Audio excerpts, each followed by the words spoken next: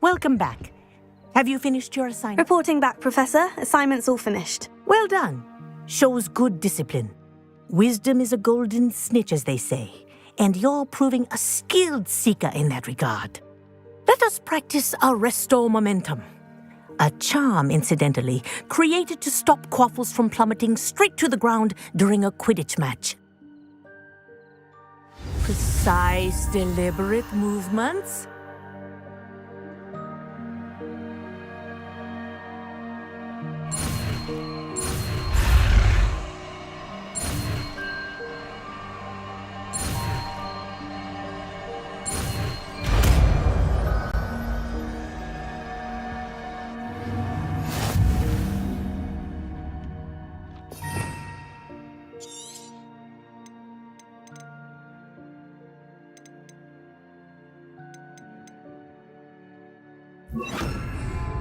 Arresting momentum. That's it. Keep it up.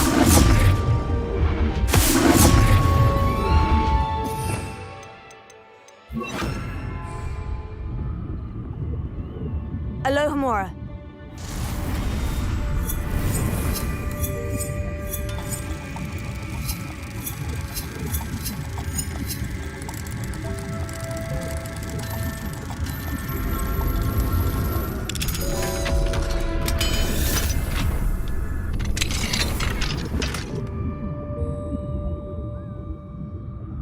Professor, do you have a moment? Yes, what is it?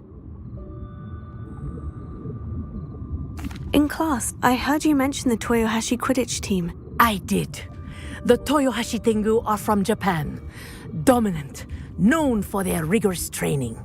They practice near the Mahutokoro School of Magic, often battling both tempestuous seas and violent storms, in addition to each other.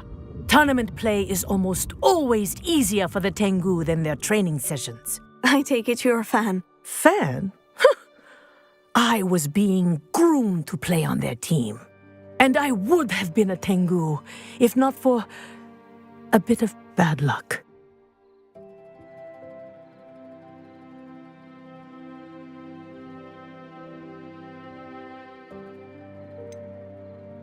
If you were that good, I can't believe a bit of bad luck could end your entire Quidditch career. I was excellent.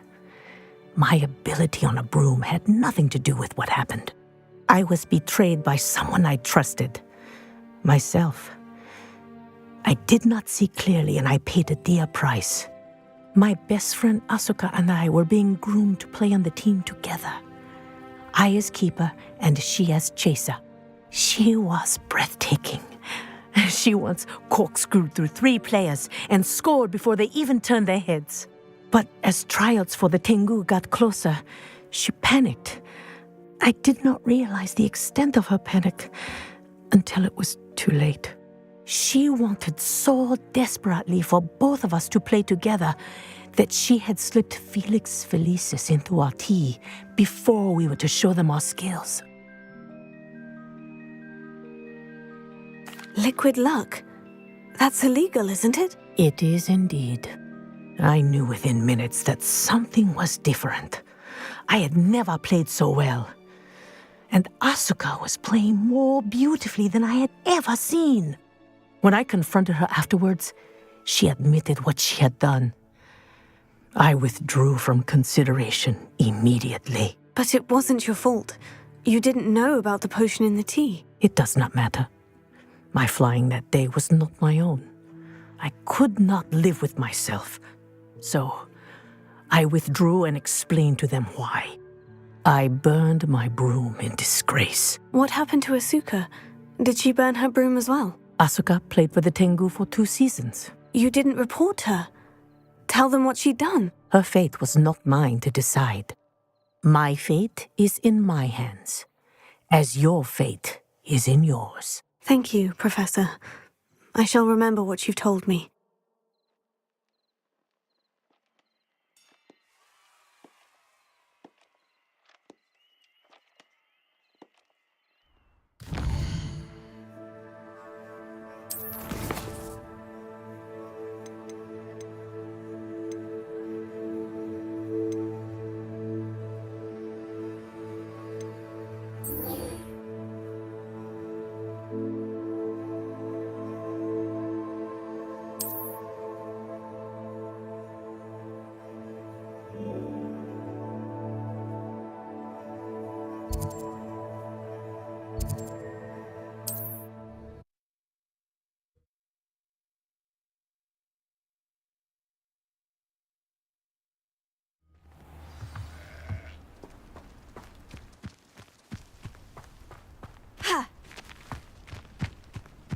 Oh, how I love a good... Excuse me, madam. I thought I heard you say something. Oh, yes, indeed.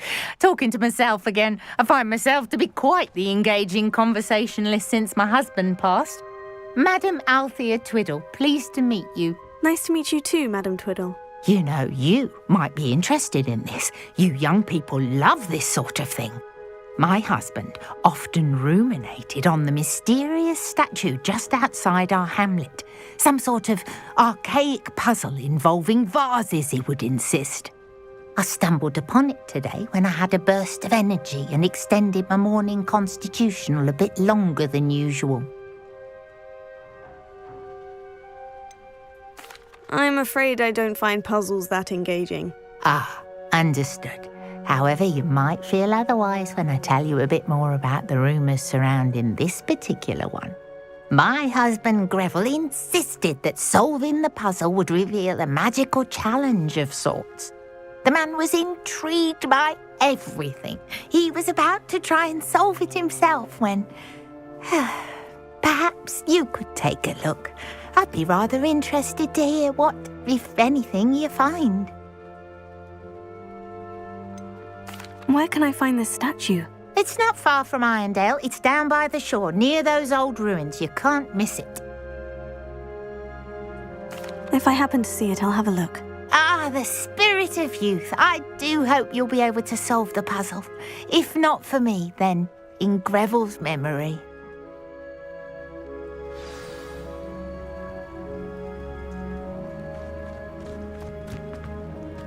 I should look into the statue Madam Twiddle mentioned.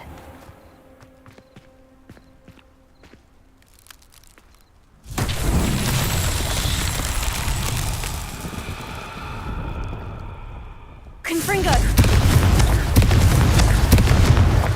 Revelio!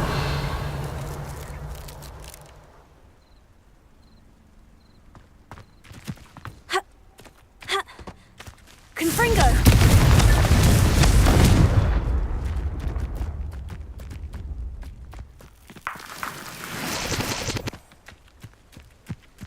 Revelio.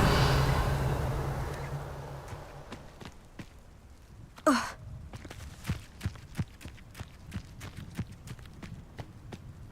Ugh.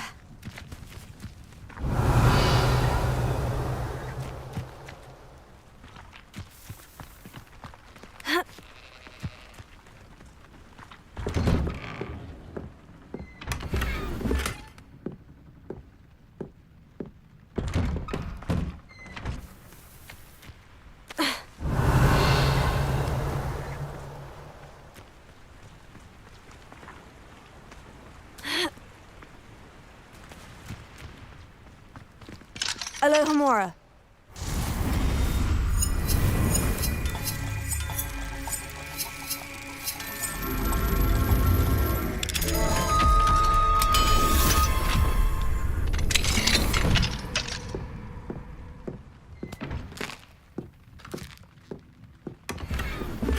Revelio. The treasure.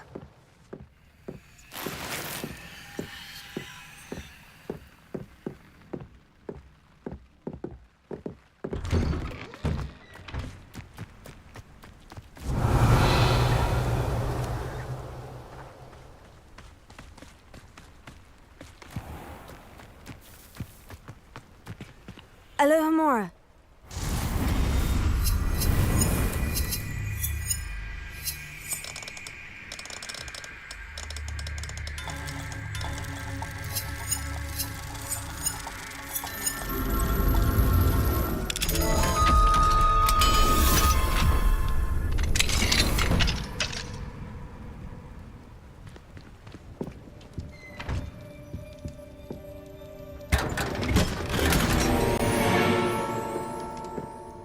Revelio.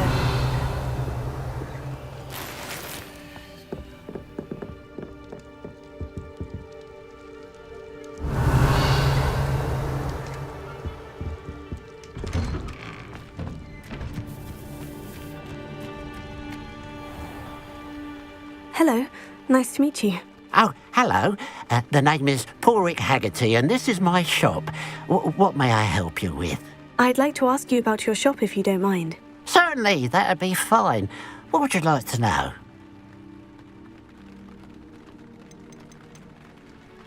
I hear there's a goblin mine near here.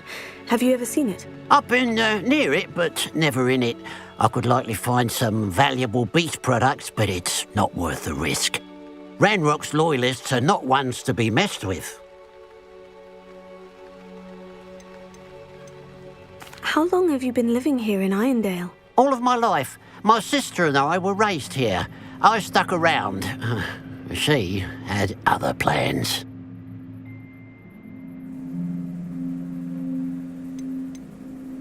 What sort of products do you sell? I sell all manner of beast products. I always found beasts interesting, and there's quite a market for them. Fancied I could make a profession out of it. And what do you have for sale?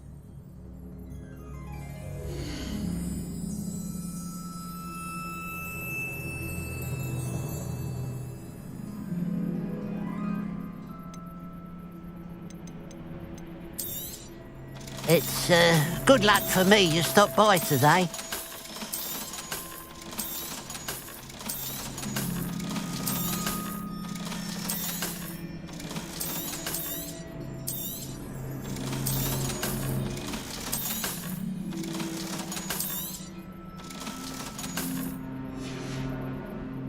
Glad you were able to stop by. Revelio.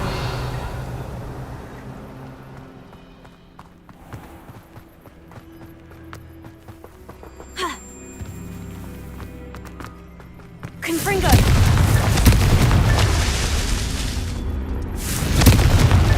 Not so tricky after all, Merlin.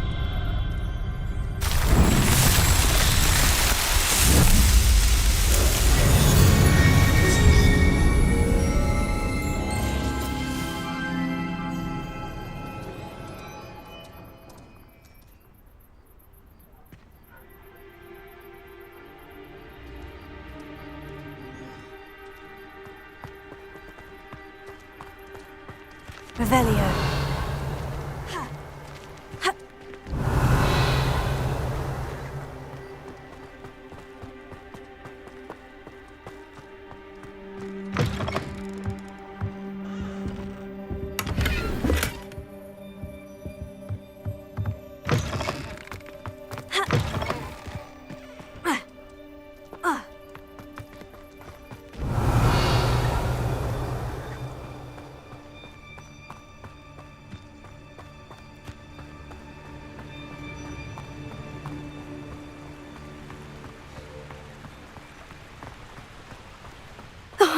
Here's a pleasant surprise.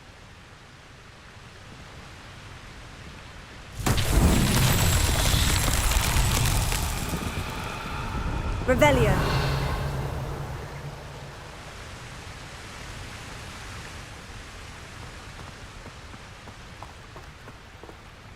Confringo.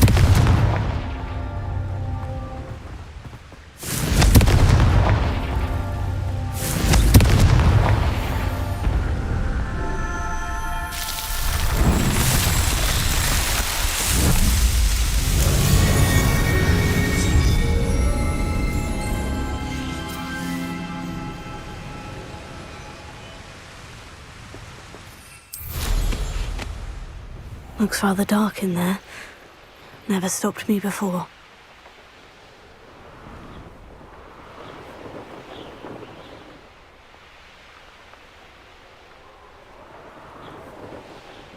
This looks like the statue Madame Twiddle mentioned.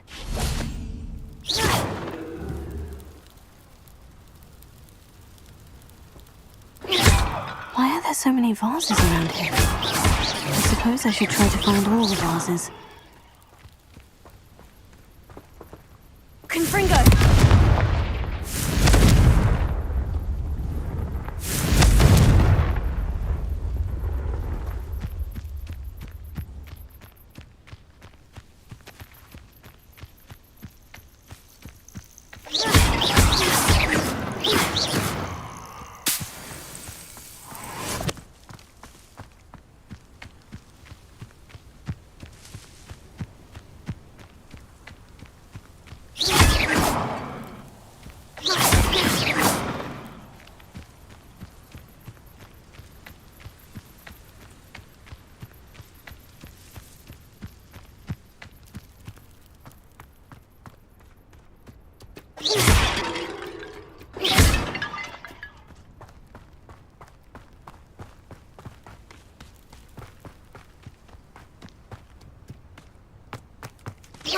I think there should only be a few more vases.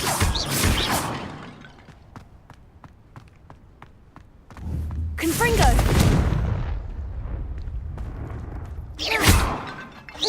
I'm nearly finished. Only one more vase.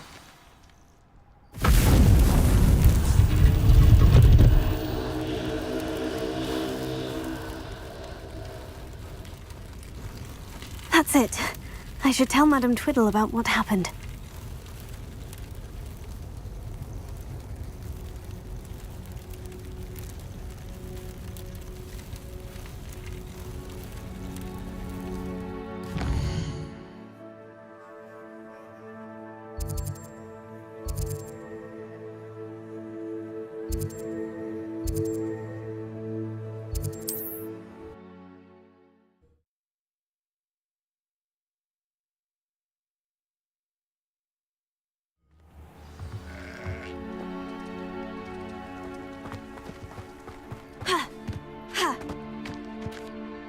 Mrs. Twiddle, your husband was right.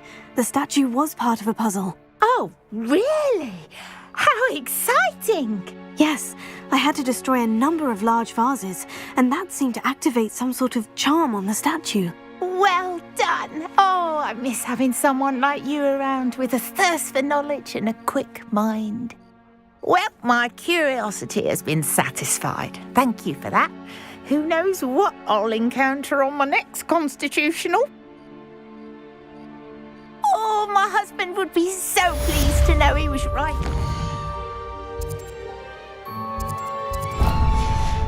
Catch you.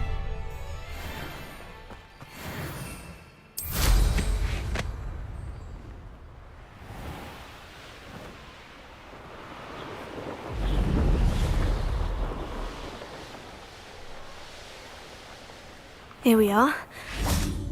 Mr. Weeks wasn't wrong about the mountain views. If it isn't the fastest Ravenclaw.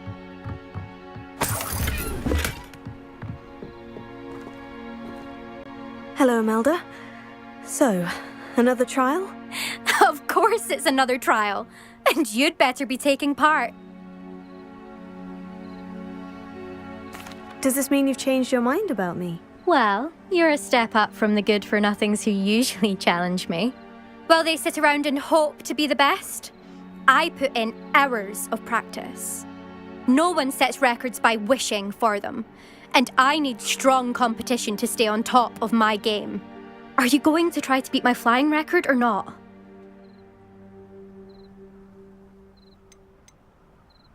Strong competition? Could that have been a compliment, Imelda? Go ahead, believe what you want. Makes no difference. Compliments make people soft. No one goes round telling me I did a fine job. Do I care? No. I say I'm the best, and that's all I need. So please, try to beat my record, 5th year, and don't be disappointed when you lose. I'm ready to fly. Finally, a decent challenge.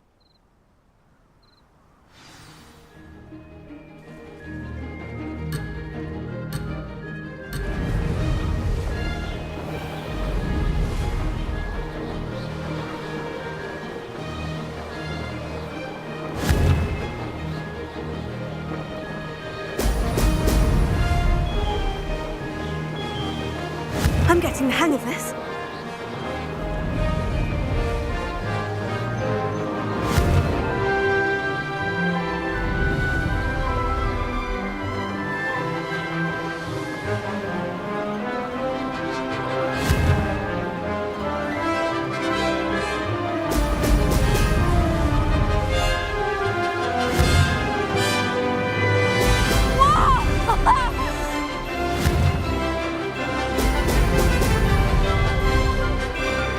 Made it!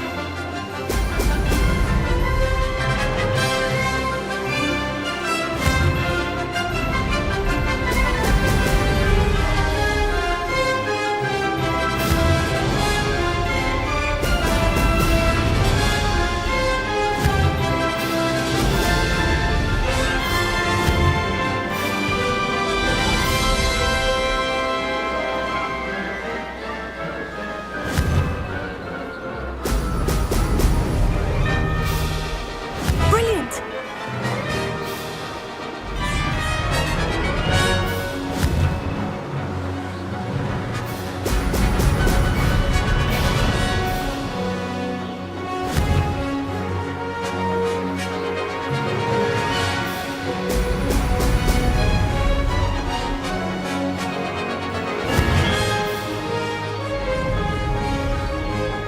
Brilliant!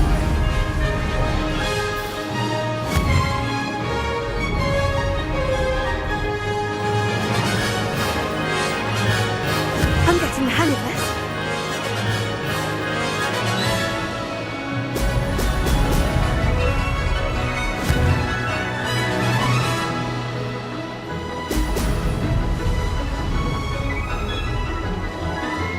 This is rather fun.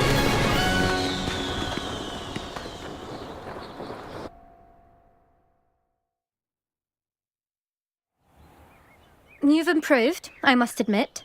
That was a bloody good run. Be careful. Earn a reputation for talent around here, and some people get put out about it. Sounds like you're speaking from experience. Yes, well, I am. Anyway, you didn't do abysmally. I can't deny that. But you'll not have the same luck on the South Coast course. You said your reputation for talent put some people out. Like whom? If you must know, I've had to deal with jealousy from members of my own house. When we were first years, Nerida Roberts and I spent loads of time on our brooms, pledged to fly every day. As my skill on a broom grew, rapidly I might add, Nerida suddenly didn't have time for flying practice. I tried to give her pointers, but she didn't have the natural ability I did. Clearly, she was jealous. Poor thing spends all her time now dawdling by the lake, obsessed with merpeople. Won't even learn to swim. I refuse to downplay my talents to coddle someone else's fragile ego. Anyway, I need to ready the next course. Stop by when it's ready, if you can handle it. We'll see, won't we? Till next time. I half expected you to back down. Rest on your laurels. See you at the South Coast trial, if you don't lose your nerve. I suspect you are the one who has been interfering with a rather personal matter. The demiguise statues and the moons contained therein were placed as they were for good reason. You should not meddle in the personal affairs of others. I don't think Mr. Pemberton meant to use his own stationery. He knows something about those demiguise moons. He's in Hogsmeade, apparently. Perhaps I shall pay him a visit.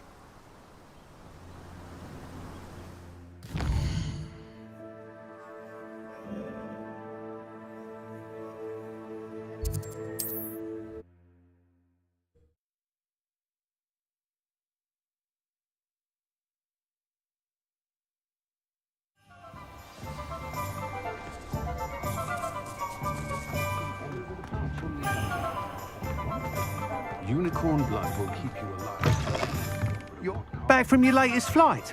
I want to hear all the particulars.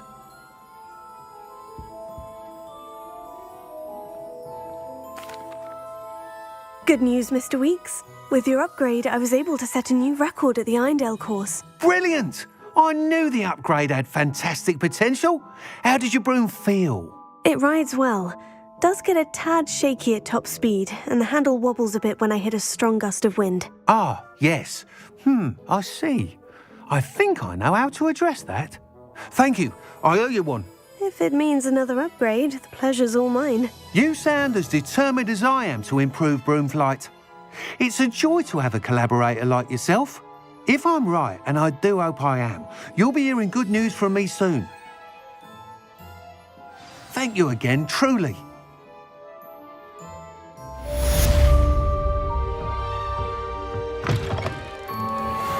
Mr. Weeks and I do make a good team.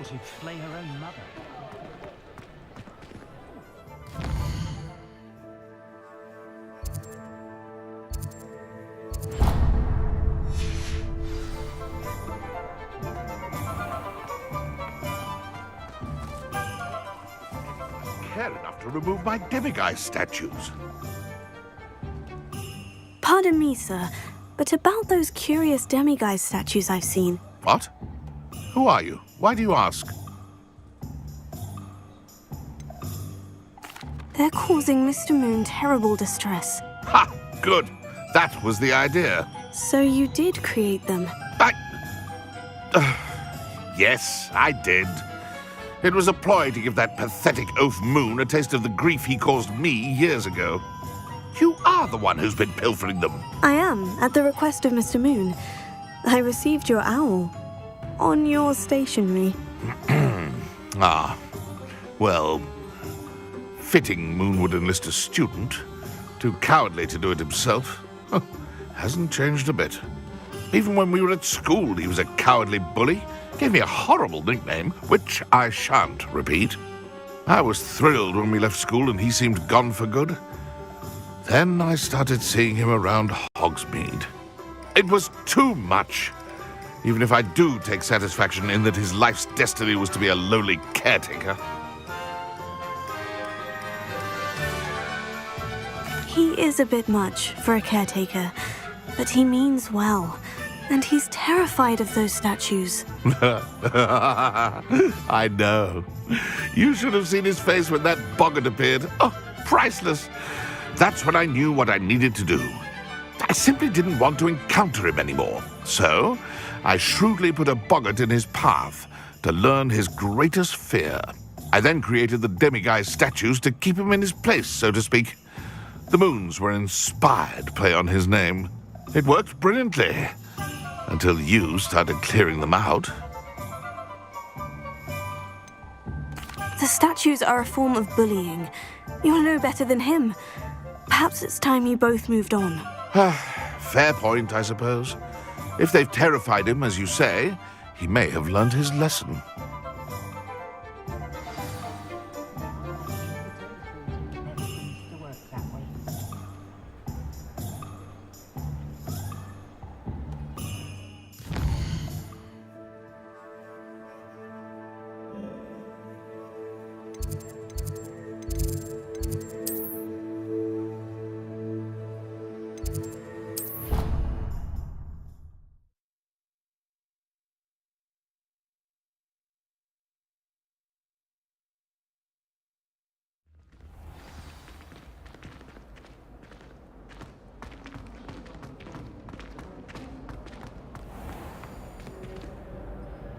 Mr. Moon, I've learned who's behind the demiguise statues.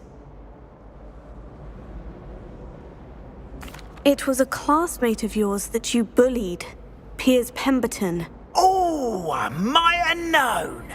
Pigtails Piers. I don't think he likes being called that. Of course he does. Oh, he had such flowing locks, and we used to laugh about them. I laughed the hardest of all. Clever, clever man. I'd no idea he was so devious. I must go and congratulate him.